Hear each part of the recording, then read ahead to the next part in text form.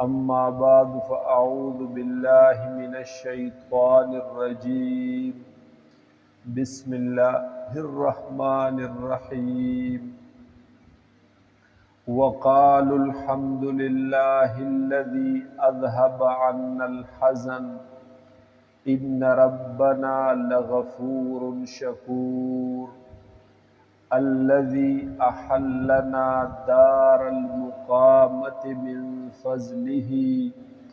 لا يمسنا فيها نصب ولا يمسنا فيها لغوب. مخی ذکر شل چې الله تعالی مومنان چې سابقین دی په نیکو کې وړاندې کېدونکي دي په نیکو کې او هغه خلق هغه مومنان مسلمانان چې هغوی نه خطا هم کېږي خو بیا هم نیک عملونه ورسره مقبول شته او هغه خلق هم چې د هغوی نه خطایې ډېر شی شوي خو لیکن ایمان د ځان سره وړی پیمانتیا او توبه د ځان سره وړي نو دغه ټول خلق درې واړه قسمه الله تعالی به دوی جنت د همیشه پاتې کېدلو ته وردننه کړي. اوس دې ځای کې ذکر کوي چې کله خدای پاک د دوی نه دغه پریشانۍ ختمې کړي او اندازه ورته ولګي چې مخې ته زما حالات اوس ډېر ښکلي دي او زما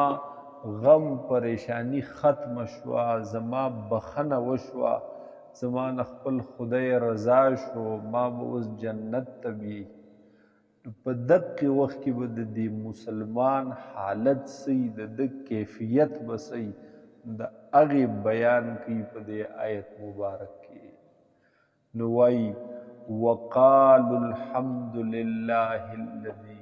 او وایي به دوی دا مسلمانان چې تمام تعریفونه خاص الله لره دي ټول صفتونه د خدای توب یو خدای لره دي یو الله لره دي. الذي هاغه ذات اذهب عنا الحزن چې زمونږ نه لرې کړلو غم او پریشانیانو لره هر قسمه تکلیفونه مصیبتونه یې رانه ختم کړل. غم او پریشانی د دنیا هم وي غم پریشانی د قبر او د قرنګ د قبر نه چې انسانان راپورته شي په کم ټیم کې چې دوی د قبرونو نه راپاسي په دغه ټیم کې که نیک دی که بد دی که هر څوک دی خو دی به په انتها غم او پریشانی خود دغه نیکانو خلقو نه چې خدای پاک د دوی دپاره جنت لیکلی دوی به اوس جنت ته ځي نو د دقې خلقو نه خدای پاک هغه پریشانی لږ ساعت بعد ختمه کړي چې د دوی نه هغه حزن لرې شي پریشانی لرې شي نو دوی به انتها خوشحاله د خدای ثنا صفت به بیانوي چې خدای شکر الحمدلله چې زمونږ نه هغه پریشانۍ ختمې شوې. پریشانۍ د دنیا هم لکه په دنیا کې هېڅوک هم هغه د غم او پریشانۍ نه خالی کېږي نه خو اگر روغ دی که بیمار دی که غریب دی که مالدار دی که ګدا دی که بادشاه دی خو د هر سړي سره مناسب پریشانی وي مناسب هغه غم او تکلیف او مصیبت د ده دپاره وي. وی درې دنیا کسے بے غم نباشد په دې دنیا کې هېڅوک هم بے غمه نه وگر باشد بنی آدم نباشد او که چرته وې که چرته بے غمه څوک نو یي به خو انسان خو بیخي نشي کېدلی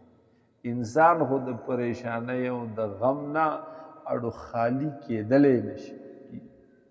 او بیا خصوصا مسلمان چې دی د ده دپاره خو دنیا چې ده دا قیدخانه ده الدنیا سجن المؤمن، دنیا دا جیل د مومن دی، دا قید خانه د مومن دا. مسلمان خو پکې بیخي نشي هغه خوشحاله کېدلی، بیخي بې غمه بې پریشانۍ بې مصیبته کېدلی نشي. نو وایي به چې ټول تعریفونه هغې ذات لره دي اذهب عنا الحزن، چې زمونږ نه یې لرې کړلو هغې غمونو لره پریشانو لره. او دې وجې دنیا ته دار الحزن هم چې دا کور د غمونو کور د پریشانو دی. ان ربنا لغفور شکور، بېشکه رب زمونږ ډېر بخښونکی دی او ډېر قدردان دی. زمونږ ډېر لږ عملو، ډېر کمزور او ضعیف ایمان و، خو خدای په ډېر څه بدل کو. هغه لږ عمل یې راله په ډېر څه بدل کړو، ځکه خدای پاک ډېر قدردان ذات دی. الذي هاغه غفور او شکور ذات احلنا دار المقامت، چې مونږ یې راکوز کړو، یعنی مونږ ته یې راکړلو دار المقامت، هغه کور، دار کور ته ویلی کېږي، او دار المقامه د هغې همیشه اوسېدلو کور، د همیشه پاتې کېدلو، د همیشه اقامت هغه کور. من فضله، په فضل خپل سره، په مهربانۍ خپلې سره. په دې ځای کې د عقیدې یو مسله هغه ده چې دا به کلک ایمان او یقین او عقیده ساتي چې ایمان او نیک اعمال دا ذریعه د داخلېدلو د جنت ده، چې د دې په ذریعه سره به خدای پاک جنت ته داخلوي. او هر چې جنت او د جنت خوشحالۍ او نعمتونه دي، دا زمونږ د ایمان او د عمل بدله نه ده، بلکې دا خالص مهرباني د خدای ده. نو ایمان او عمل دا سبب د داخلې د جنت دی، ولیکن دا د دې قیمت جنت نه دی، او د دې قیمت د جنت نعمتونه نه دي. جنت او د جنت نعمتونه بیا چې میلاویږي هغه خالص په فضل د الله میلاویږي. خوا که یو سړی هر څومره نیک ولې نه دی، لکه یو سړي ټول عمر نیکۍ کړي، خو ټول عمر خو د ډوډۍ هم خوړلې که نه، ټول عمر یې سجدې کړي، خو ټول عمر یې اوبه هم څښلي دي،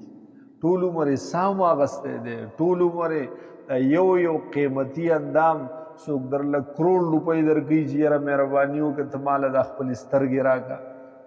یا کروڑ روپۍ والا خو زما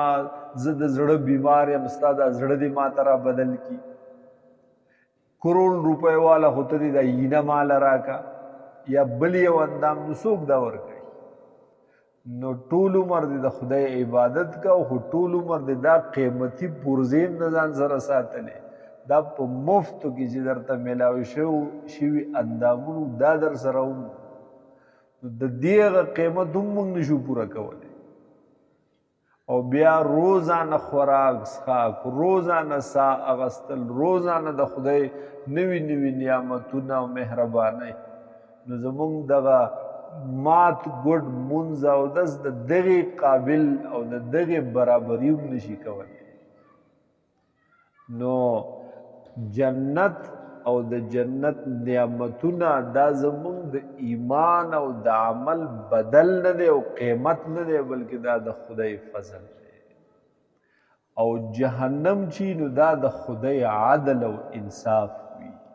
چې الله تعالی د چا سره د عدل د انصاف معامله کوي نو د دوزخ ته بوځي، د چا سره چې د فضل او د مهربانۍ معامله کوي نو د جنت ته بوځي. او عمل او ایمان دا صرف ذریعہ او سبب د داخلے د جنت دے. الذي هاغ اللہ احلنا دار المقامت، چې مونږ یې بوستلو مونږ یې ورکوز کړلو هغې کور د همیشه پاتې کېدلو ته من فضله په فضل خپل سره په مهربانۍ خپلې سره لا یمسنا فیها نصب نه را رسیږي مونږ ته نه را رسیږي مونږ ته فیها په دې جنت کې به نصب څه قسمه تکلیف څه قسمه مشقت نصب یو سړی څه کار وکړي ډېر محنت وکړي څه کار وکړي او په ده کومه ستړی راشي دې ته وایي نصب او ولا یمسنا فیها لغوب او نه به را رسیږي مونږ ته په دې جنت کې څه ستړی ډېر ټیم سړی ویښ پاتې شي او د ده په دې وجود کې یو ستړیوالی راشي یو تکان راشي چې د ده بیا آرام ته خوب ته سر کې ښودلو ته زړه کېږي دقې ته لغوب ویلی کېږي په عربۍ کې هغه د وجود هغه ستړي کېدل چې د سړي هغه زور ختم شي دغه نصب او د سړي چې بیا آرام ته کوم خواهش کېږي چې یاره اوده شوې سترګې مې پټې کړې دغې ته لغوب ویلی کېږي نو لا یمسنا فیها نصب نه به را رسیږي مونږ ته په دې جنت کې څه تکلیف څه مشقت ولا یمسنا او نه به را رسیږي مونږ ته فیها په دې جنت کې لغوب څه قسمه ستوماني څه قسمه ستړی او تکان وقالوا الحمد لله الذي